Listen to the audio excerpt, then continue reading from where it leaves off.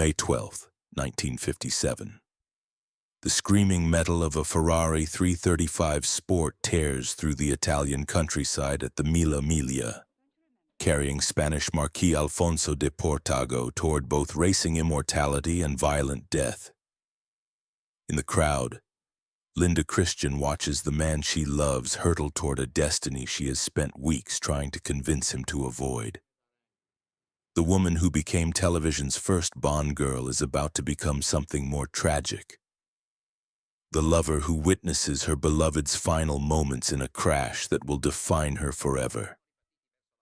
Hollywood gave Linda Christian glamour, but it never gave her peace.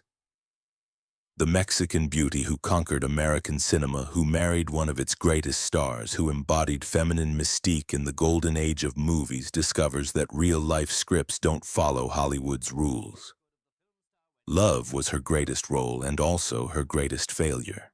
But who was Linda Christian before she became the woman holding a dying man on an Italian racetrack? How does Blanca Rosa Welter from Tampico transform herself into a Hollywood goddess, a Bond girl, a tragic icon whose beauty opens every door except the one that leads to lasting happiness? She was always someone's fantasy, never her own reality, living in headlines instead of real life. The crash at Guidizzolo doesn't just take Alfonso de Portago and 9 spectators. It takes Linda's faith in love, her belief that beauty can protect what matters most, her hope that being desired by millions might somehow shield her from the random cruelties that destroy ordinary people. The woman who made elegance look effortless discovers that even perfect women cannot escape imperfect endings. This is the story of the first Bond girl who learned that real-life villains don't announce themselves with elaborate schemes. They arrive as the men you love, driving too fast toward consequences that no amount of glamour can prevent. Linda Christian spent her life being photographed at her most beautiful, but the image that haunts her forever shows her at her most human, kneeling in Italian dust, cradling death, proving that even goddesses can break. To understand how a Mexican dreamer became Hollywood royalty only to discover that crowns provide no protection against heartbreak, we must first travel to the borderlands where identity becomes fluid and reinvention becomes survival. February 13, 1923. Blanca Rosa Welter enters the world in Tampico, Mexico, born into a family where European ancestry mingles with Mexican culture, where multiple languages flow as naturally as the Gulf waters that shape the port city's identity. Her father, a Dutch petroleum engineer, and her Mexican mother create a household where reinvention is not just possible but necessary, where being cosmopolitan becomes a survival skill in a world that demands clear categories and simple answers. The Tampico of Linda's childhood is a place where oil money creates opportunities and instability in equal measure, where international commerce brings diverse influences while Mexican tradition provides deep roots. The Welter household, prosperous but not permanent, teaches young Blanca Rosa that adaptability matters more than origins, that charm can open doors that credentials cannot reach, that beauty combined with intelligence becomes a form of currency accepted worldwide. Her early education in convent schools introduces Linda to the disciplines that will serve her throughout her career: poise under pressure, to present composed exteriors while managing interior complexity, and the understanding that performance is often indistinguishable from survival. The nuns who teach her recognize something unusual in their student, a combination of natural beauty and calculating intelligence that suggests possibilities extending far beyond conventional expectations. Linda's adolescence coincides with her family's migrations between Mexico, Europe, and the United States as her father's engineering career demands constant relocation. These moves teach her to read social situations quickly, to adapt her presentation to different cultural contexts, and to understand that identity can be as fluid as geography when managed with sufficient skill and confidence. By her late teens, Linda has mastered several languages and absorbed cultural influences that make her equally comfortable in Mexico City salons, European finishing schools, and American social gatherings. This cosmopolitan education proves invaluable when she begins seeking opportunities in entertainment, providing her with sophisticated perspectives that set her apart from other aspiring performers. Her initial attempts at Hollywood careers are marked by the same challenges facing most beautiful young women seeking film work. Casting directors who see surface appeal but question dramatic depth, producers who view foreign actresses as exotic decorations rather than serious performers, and industry professionals who struggle to categorize someone whose background doesn't fit familiar patterns. But Linda's multilingual abilities and international experience eventually create opportunities that pure beauty alone might not have provided. Her facility with languages makes her valuable for projects requiring authentic foreign accents, while her cosmopolitan education allows her to move comfortably in Hollywood's increasingly international social circles. The early 1940s bring Linda steady work in supporting roles in B pictures that demonstrate her screen presence while providing valuable experience in the technical aspects of filmmaking. She learns to work with cameras, directors, and fellow performers while developing the professional reliability that successful careers require. Her personal life during this period reflects the same strategic thinking that guides her professional choices. Linda cultivates relationships with influential figures in Hollywood's power structure, understanding that success in entertainment requires both talent and connections, that being liked by the right people can be as important as being good at your craft. The breakthrough that transforms Linda from working actress to cultural icon comes through her relationship with Errol Flynn, the swashbuckling star whose own complicated personal life makes him both mentor and cautionary example. Flynn recognizes Linda's potential and provides introductions that might otherwise have taken years to achieve through conventional channels. But Flynn also represents Linda's first encounter with the kind of magnetic, dangerous masculinity that will repeatedly attract and ultimately destroy her emotionally. The pattern established during their relationship, intense attraction to charismatic men whose very appeal makes them unreliable partners, will define much of Linda's romantic life and contribute to many of her most public heartbreaks. By the mid-1940s, Linda Christian has established herself as a rising star with the kind of international sophistication that Hollywood increasingly values as the industry seeks to expand its global reach. But she has also begun to understand that success in entertainment requires constant performance, that the Linda Christian persona must be maintained at all times, regardless of how Blanca Rosa Welter might be feeling beneath the carefully constructed surface. 1949. Linda Christian's marriage to Tyrone Power represents the pinnacle of Hollywood glamour, a union between two of the industry's most beautiful and successful stars that seems to validate every dream about love conquering all obstacles. The wedding ceremony becomes a media sensation, photographed and celebrated as evidence that fairy tale romances can exist even in the calculating world of show business. Power, at the height of his career as one of Hollywood's most bankable leading men, provides Linda with both professional validation and personal security.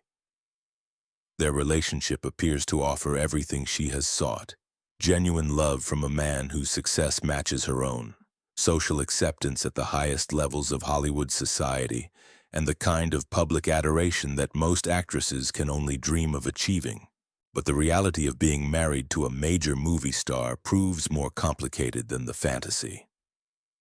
Power's career demands constant travel, lengthy separations during filming, and the kind of total commitment to work that leaves little emotional energy for marriage. Linda discovers that being half of Hollywood's golden couple requires her to subsume her own identity and ambitions to support her husband's career and image.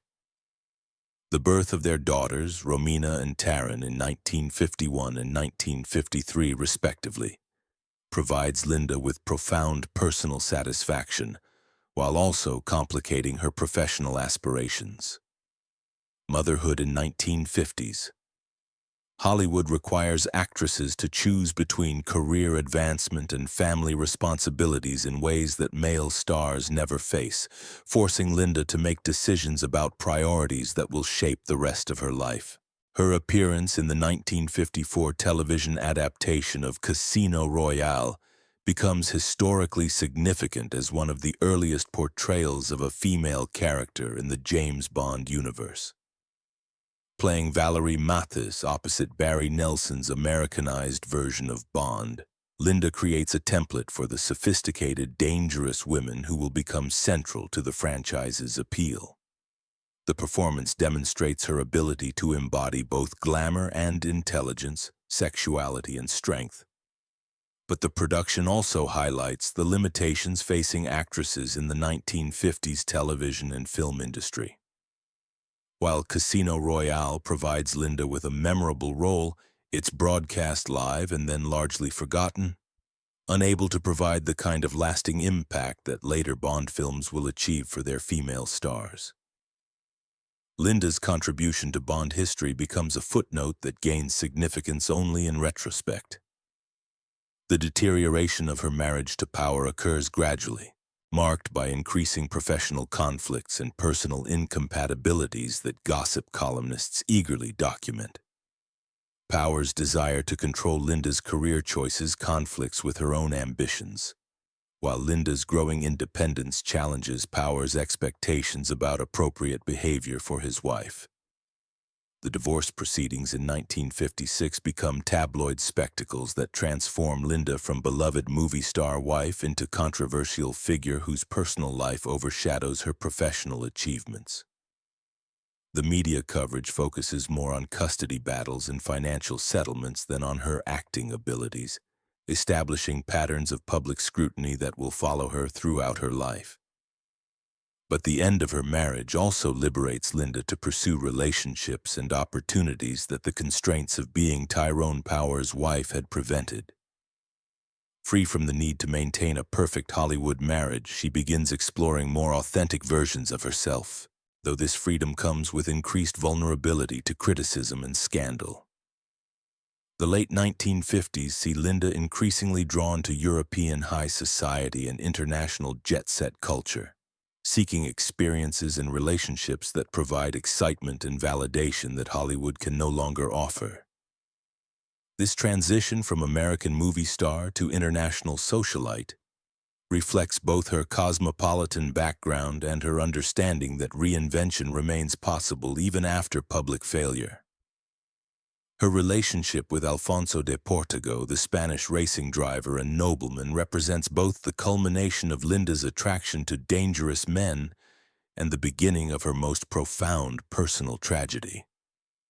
Portago embodies everything that draws Linda to unsuitable partners: exceptional charisma, aristocratic background, and the kind of reckless courage that makes normal life seem boring by comparison.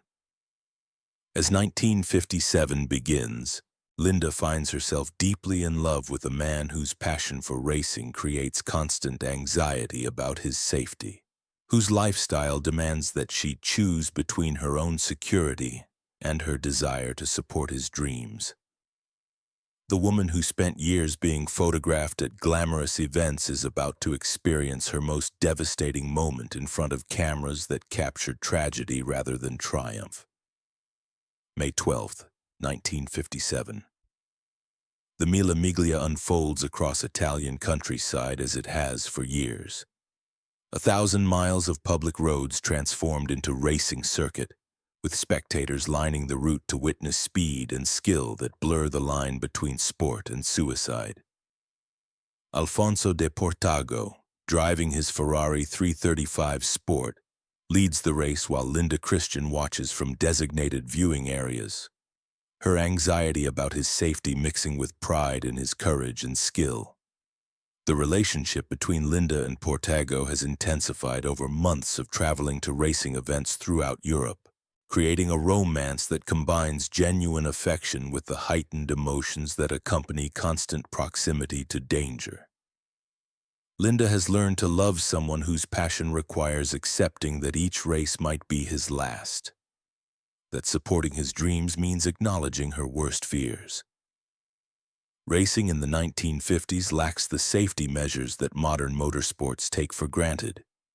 Drivers compete without adequate protection on courses that offer no mercy for mechanical failure or momentary loss of concentration, in front of crowds that stand mere feet from cars traveling at lethal speeds. The sport's appeal lies partly in its authentic danger, its reminder that human skill and courage can triumph over mechanical power and random chance. Until they can't. The crash occurs at Guidizzolo, a small town where spectators have gathered to watch the world's fastest drivers navigate a deceptively simple stretch of road. Portago's Ferrari suffers a tire failure at approximately 150 miles per hour, launching the car into a series of impacts that kill the driver instantly and claim the lives of 9 spectators, including several children who had come to witness automotive heroism. Linda arrives at the crash scene within minutes, finding chaos that no amount of Hollywood experience has prepared her to handle. The man she loves lies dead among twisted metal and scattered debris, while emergency workers struggle to help victims and control crowds that have transformed from celebratory to panicked. The woman who built her career on maintaining composure under pressure discovers that some situations cannot be managed through performance. The photographs taken at Guidizzolo capture Linda in her most human moment, kneeling beside Portago's body, her elegant clothing torn and bloodied, her carefully maintained public image shattered like the Ferrari's windshield.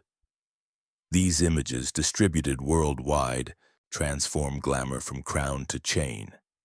She becomes famous for reasons that have nothing to do with talent or achievement, reduced to a symbol of beautiful tragedy rather than accomplished artist. The crown that Hollywood placed on her head becomes the chain that defines her forever. Linda discovers that some forms of fame cannot be controlled or escaped, that being photographed at your most vulnerable moment creates a prison more inescapable than any contract. Glamour's final trick: transforming authentic grief into public spectacle, private loss into entertainment for strangers who mistake tragedy for drama. The immediate aftermath of the crash reveals Linda at both her strongest and most fragile.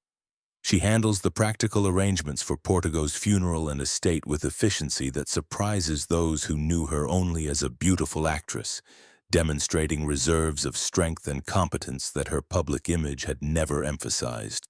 But the psychological impact of witnessing such violent death, combined with the guilt that many survivors experience after traumatic events, creates emotional wounds that prove more difficult to heal than the physical injuries she sustained in the chaos following the crash.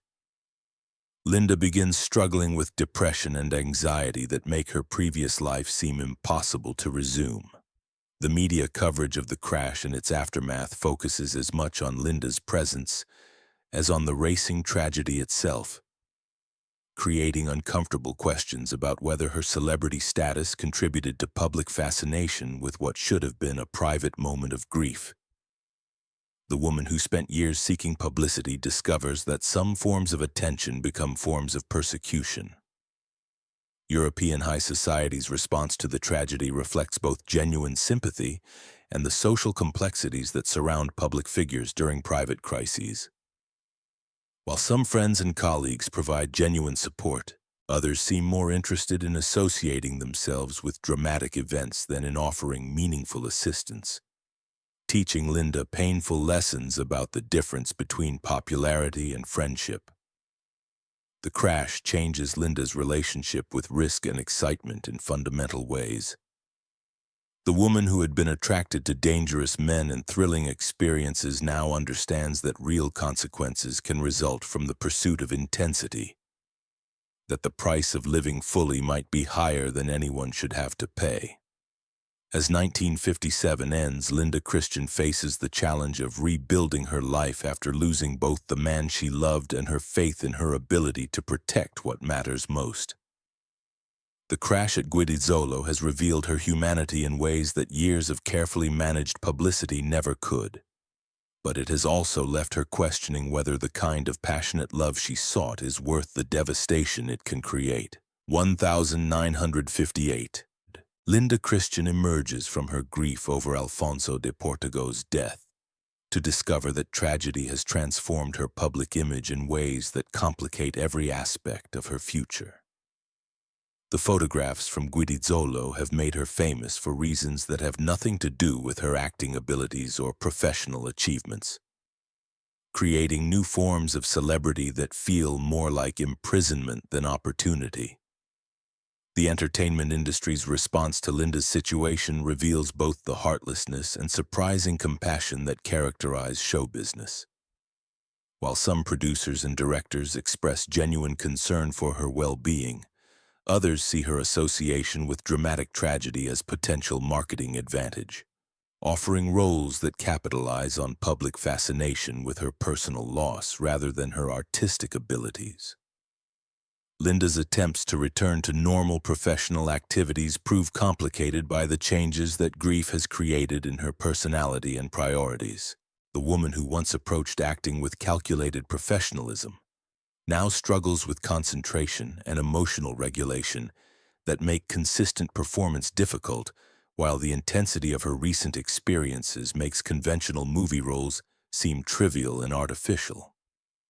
Her relationship with her daughters, Romina and Taryn, becomes both anchor and additional source of stress during this period. Linda wants to provide stability and normal childhood experiences for them, but her own emotional instability and the constant media attention surrounding her personal life make ordinary family activities challenging to maintain. The late 1950s and early 1960s see Linda gradually transitioning away from acting toward other forms of public engagement that better suit her changed circumstances and interests. She becomes involved in various charitable causes, particularly those related to motor racing safety and accident prevention, using her tragic experience to advocate for improvements that might prevent similar losses. Her romantic relationships during this period reflect the caution that tragedy has taught her about the dangers of intense passion.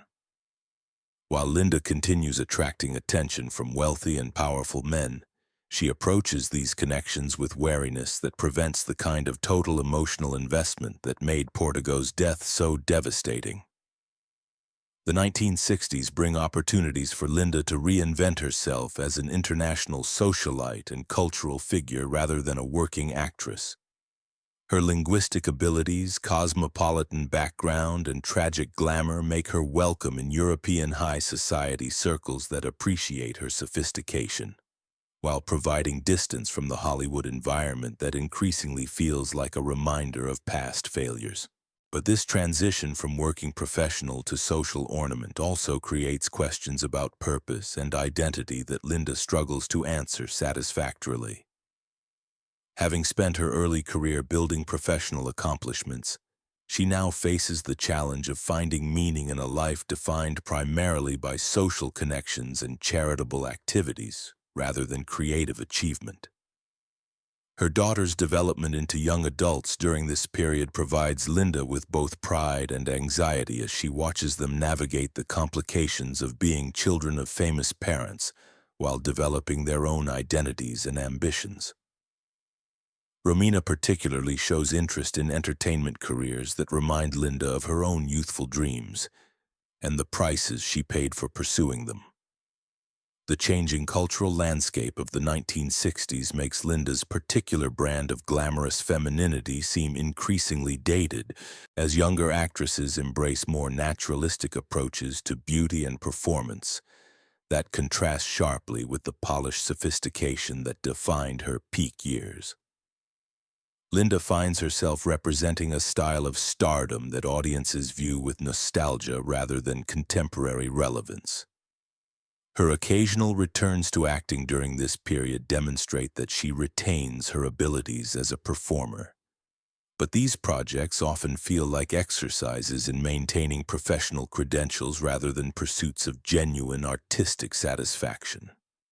The passion that once drove her career has been replaced by competent professionalism that lacks the emotional investment necessary for truly memorable work. Personal relationships continue to be complicated by Linda's fame and the tragic associations that surround her public image.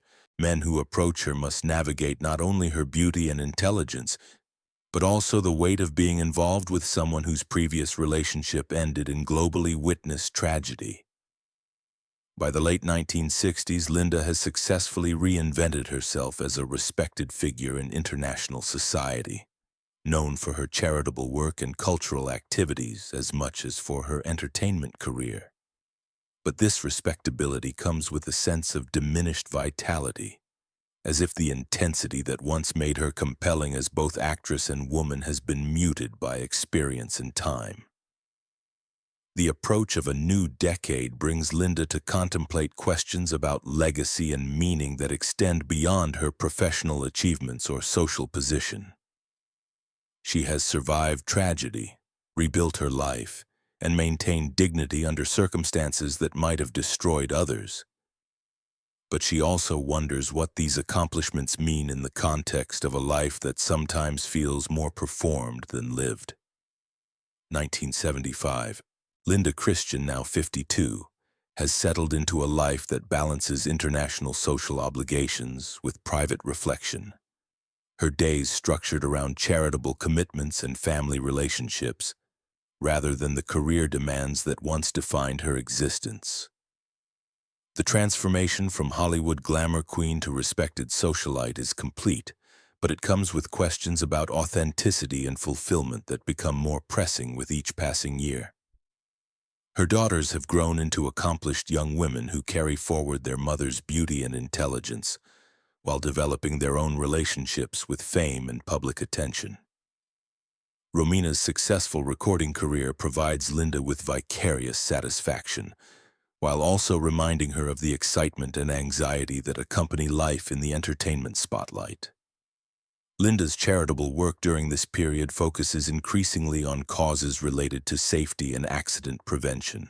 Her personal experience with tragedy lending authenticity and passion to advocacy efforts that might otherwise seem like typical celebrity philanthropy.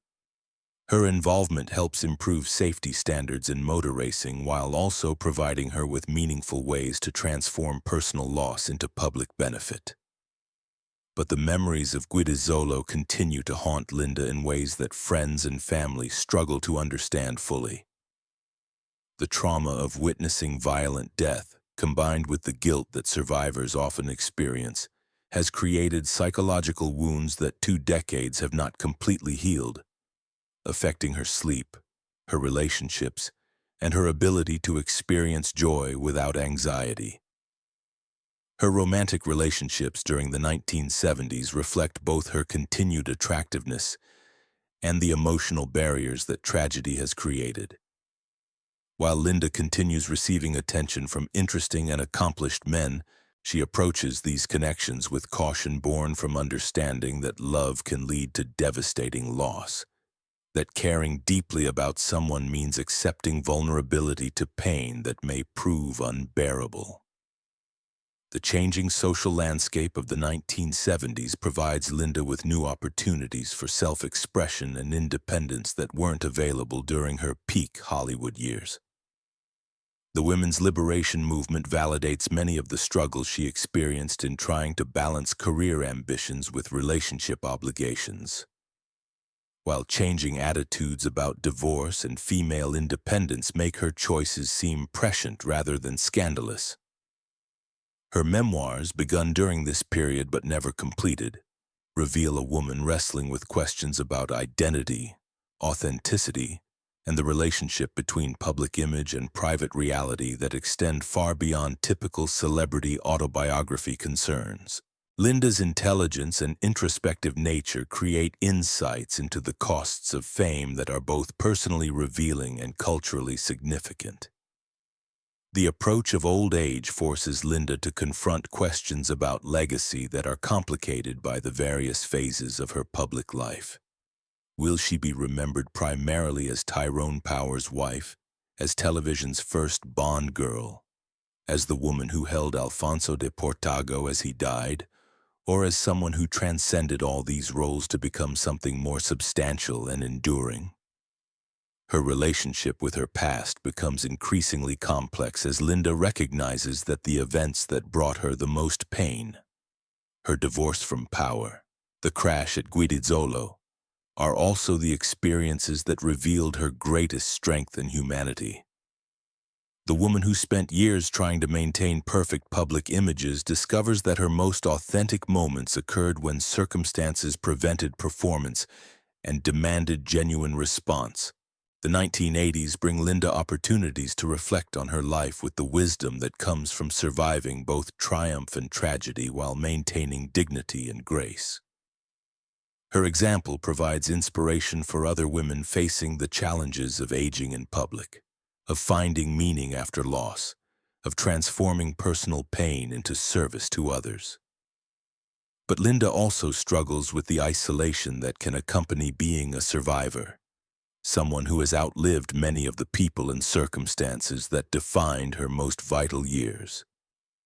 The woman who once lived constantly in public now finds herself cherishing privacy while also missing the excitement and validation that came with being at the center of cultural attention. July 22, 2011. Linda Christian dies peacefully in Palm Desert, California at 88 years old, having outlived most of the people and circumstances that defined her most dramatic decades. The woman who witnessed one of motor racing's most tragic accidents, who embodied Hollywood glamour at its peak, who helped establish the template for sophisticated female characters in spy fiction, takes her final bow far from cameras and crowds. The obituaries that follow Linda's death struggle to capture the complexity of her life and legacy, focusing primarily on her marriages to famous men and her presence at dramatic events rather than her intelligence, resilience, and the quiet dignity with which she faced both triumph and tragedy. The woman who always felt reduced to headlines finds herself once again defined by others' perceptions rather than her own self-understanding. But Linda's true legacy extends beyond the sensational events that made her famous to encompass more subtle contributions to culture and society. Her portrayal of Valérie Matisse in the 1954 Casino Royale television adaptation helped establish the template for Bond girls who would become central to one of cinema's most enduring franchises, demonstrating that female characters in spy fiction could be both glamorous and intelligent. Her response to the tragedy at Guidizzolo provided a model for how public figures might handle private grief with dignity while using their experience to advocate for meaningful change. Linda's involvement in motor racing safety initiatives contributed to improvements that undoubtedly saved lives, transforming her personal loss into lasting public benefit. The example she set for navigating the challenges of being a woman in mid-20th century entertainment industry, balancing career ambitions with relationship obligations, maintaining independence while accepting interdependence, finding meaning after profound loss, continues inspiring women facing similar challenges in different contexts.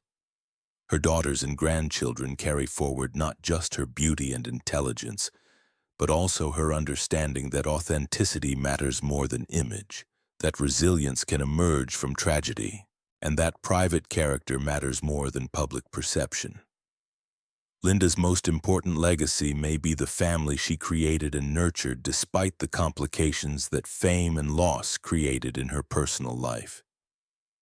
The evolution of the James Bond franchise in subsequent decades has given Linda's early contribution new significance as film historians recognize her role in establishing the sophisticated, dangerous femininity that became central to the series' appeal. While Ursula Andress and other later Bond girls achieved greater fame, Linda's Valerie Mathis provided the foundation upon which their more famous performances were built.